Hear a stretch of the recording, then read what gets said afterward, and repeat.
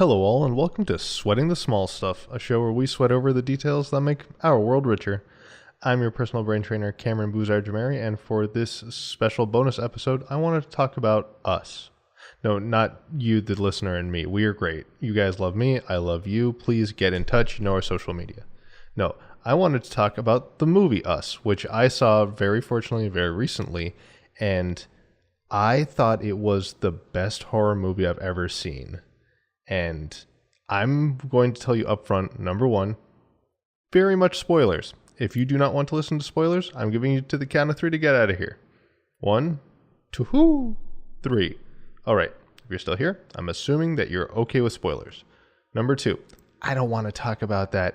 Ooh, look at the special imagery and blah, blah, blah. No, we're not here to talk about the cinematography and how genius the plot and directing was in that way. If you want that stuff, I actually can recommend a video that I'll leave in the show notes done by my brother Keon, who actually happens to have a YouTube personality as Maverick Mario, and he does an excellent job explaining the thematic and cinematic elements that make it such an amazing movie. No, what I want to talk to you all today about is how exceptional the just design of the overall plot was as a horror movie. So, little about me. I'm not actually very keen on horror movies. I know that as your personal brain trainer, I am fearless and capable and handsome and all the other things you assume me to be on the other side of this microphone. But I do not like scary movies at all. I don't like them. I think jump scares are cheap, and I don't feel like paying money to go see them. So when my friends first invited me to come out of the gym and into the movie theater for this movie, I was very hesitant. But after many, many reassurances and a little bit of pulling me out of the car with brute force, they managed to get me into the theater, and what unfolded was a beautiful movie where, and I'm going to give you one more chance, these are the spoilers, the main characters, it turns out, have doppelgangers. Basically, everyone in the world has doppelgangers. So, take that and let it have a moment to sink in. Somewhere in the world right now, you supposedly have a doppelganger living in an underground dwelling with the intention of being able to somehow control you. Everything you do throughout your day, the doppelganger in some way underground is tethered to you, mimicking that behavior. And when this comes to a head is that in the movie, the characters are being attacked by their doppelgangers, and it turns out that these doppelgangers have finally decided to come out of hiding, and a series of events leads to this happening. And that series of events is gorgeous to me because it shows a certain, I can't tell if it's an architecture or just a beautiful coincidence of how the plot unfolds, but it also introduces this idea that has always kind of made me, well, I'll be sorry, younger viewers out there, I'm going to have to curse a little bit. It pissed me off about a lot of horror movies, and that is that the only reason we're watching the story is because this random group of people managed to make the right gypsy upset at the wrong time, and now they're cursed. This movie, it found a way to solve that problem by making horror a scalable solution. Basically, the way the doppelgangers in the movie work is everyone has one. So when they start coming above ground, it's not like just their families being affected. It turns out that literally everyone has a doppelganger. I have a doppelganger, you have a doppelganger, your dog might have a doppelganger. I wish I touched on the pets part, but the fact that they made these doppelgangers solved a problem that always drove me nuts about these movies, which is, at the end of the day, they have created a scalable, personalized hell for everyone. And the way they set up the doppelgangers, it turns out that the doppelgangers have basically just been the subjects of a crazy experiment trying to control the above grounders. So just let me get some terminology straight here so that we don't spend the rest of this conversation you trying to figure out what the heck I'm talking about. When I refer to the above grounders, I'm referring to the original people. So Lupita Nyong'o's character, Winston Duke's character, all of them, they are the above grounders, and then their doppelgangers are the ones in the Underdark, because they don't give it a special place, and I like D&D, so we're calling it the Underdark, and you can just live with that. So, over the course of the movie, the doppelgangers come out of the Underdark. They aren't even particularly interested in, like, they're not killing their above grounder versions for any other reason than they are trying to take their place. Like, they are being challenged by the above grounders, and in a way the above grounders are challenging their ability to exist in the world, because up until this point, all the characters who lived in the Underdark, they basically had to live there because they were never supposed to exist. They were half of a soul that was broken into so that people could try to control the other half, the above grounder that is you or me interacting today. And so what's genius about this is it creates these stakes where every single person you see killing someone else on the screen, when you see the full context of the movie, they all become the hero and the villain in their own story. I, as the above grounder, am the hero in that I would like to maintain my great way of life. And the people in the Underdark are also the heroes because they want their fair shake. And the rest of the movie is just us trying to sort these two out. And it's gorgeous because, and now this is the biggest spoiler of the movie. I have to start with it at this point because it informs a beautiful social just setup of how human development played a critical role in these characters and the overall plot of the movie. So, it turns out at the end of the movie that the version of the main character, Adelaide Wilson, okay, I can read, nicknamed Red, whose doppelganger's name is Red, is played by Lupita Nyong'o. And let me just say real fast, the fact that everyone had to play a doppelganger and themselves is great, because it's just like this bizarre range of acting where almost everyone has a doppelganger version of themselves, and when you're watching the movie, they're distinctly different people. So anyway, in the beginning of the movie, it turns out that young Adelaide Wilson is drawn to her Underdark half.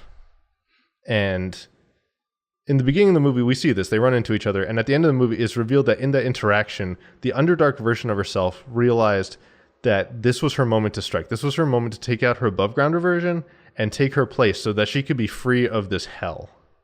And there is a special thing that happens there. I don't remember exactly how old the characters are supposed to be at that moment, but I think they're about 10 years old or something. Or they're very young children. Somewhere between very young and I would assume 10. And the fact that they are drawn to each other this pliably is kind of a commentary on developmental psychology. And I mean, that's the biggest thing here is like there's just an underrunning theme of the mad science that went into psychology experiments that still happens today in some ways. But we can all think of the Zimbardo experiment that had to do with prisoners. We can all think of different psychology experiments that have to do with infants and testing childhood development. And that psychology is what I want us to focus on in how it plays out in this movie. Because the way the characters are drawn to each other in the beginning of the movie implies that at any point, this could have happened to any pair of doppelgangers. But think about what is different about this, is that at the end of the movie, it's revealed that they swap places. So let's assume this played out with adults. If I ran into my above grounder version and I choked them out, I'd probably accidentally kill them. And then I'd either get sent to jail for murder or put in an insane asylum. Likewise, if I ran into them and they just ran away, there would now just be a version of me that in the movie, none of the doppelgangers can talk. None of the people in the Underdark know how to use human speech. And as a result, I would just be labeled an insane person and put in an insane asylum. So the fact that no one had ever really come across a doppelganger is probably not true. At some point, someone probably ran into one, and they had to resolve that in probably one of these two ways. But the fact that they're children meant that their minds, the minds of these two, when they run into each other, are pliable enough that they are drawn to each other normally, but instead they're kind of being a submissive and dominant personality, in that above grounders are dominant and they have this rich social interaction and the doppelgangers don't, it's completely broken up, because right now they're both young. They're both still in developmental stages of their lives. And so the above grounder version, she can speak and understand at the very least English. The underground version can't, and that's why they have to send her to, that's why, like, you see there, she's in like this, I don't remember, I think it was like a therapy office or something, where she's trying to get counseling, and for whatever reason, she obviously is still learning to speak because she's never actually spoken before. And so it allows her to, over time, take on this life and become the above grounder she never was. Likewise, the above grounder that's now trapped in the Underdark is now trapped there with a tool that maybe none of them had ever had before, and that is real human language. This formed language that she understands and has structure, and she can use to organize and coordinate all the doppelgangers. And it's like this beautiful moment. The reason that anything happens in a horror movie always feels so arbitrary. But in this movie, it was methodically thought out that, well, this is the first person who was different because she wasn't a doppelganger, she was an above grounder. She chooses to do the Hands Across America chain because that was the last thing she saw when she was in the Underdark. And the fact that she had this knowledge and this understanding, even though she was very young at the time when she was pushed into the Underdark, gave her a huge advantage over whoever might have been there before. And I know that at some point in the movie, the red version of Lupita Nyong'o says that she's probably, at some point, the Underdark people were abandoned, but I don't believe that's the case. I think they were, the people responsible for taking care of them were probably murdered or overthrown as she organized this revolt, where she created this incredibly elaborate plan to take over. And why on earth would she decide to go after all the above grounders at that moment in time when the family is finally visiting the Adelaide Wilson's childhood home? Is because she's finally back. She's finally in arm's reach of Red, where she can finally come out of the Underdark and enact her revenge. And so I think the two things I really just wanted to call out here were, number one, language. How language plays a beautiful role in this movie, in that you're constantly watching these characters try to struggle to communicate. And the Underdark characters are able to communicate, and even though they never actually speak in a dialect we can understand, except for Red, because she used to be an above grounder. And similarly, we see the above grounders communicate, but they're talking, but they're never really communicating.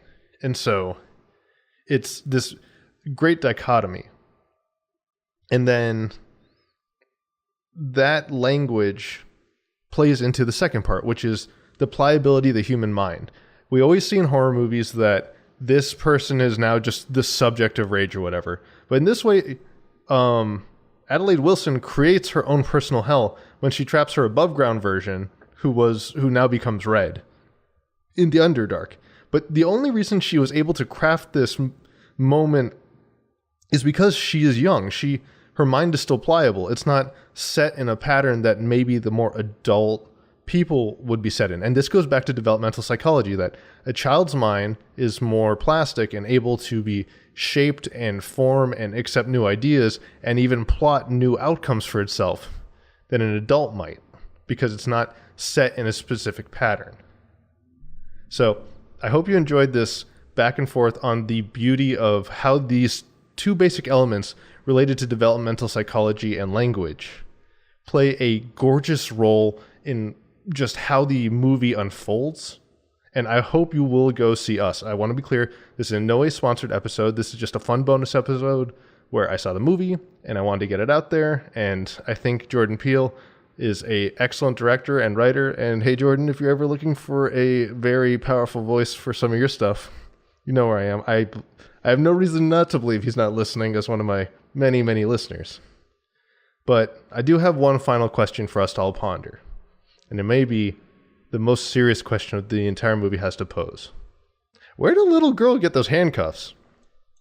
Anyway, I am your personal brain trainer, Cameron Boozarjomehri, reminding you, from movies to media to the world around us, it's details like these, and more importantly, fans like you, that make it worth sweating the small stuff.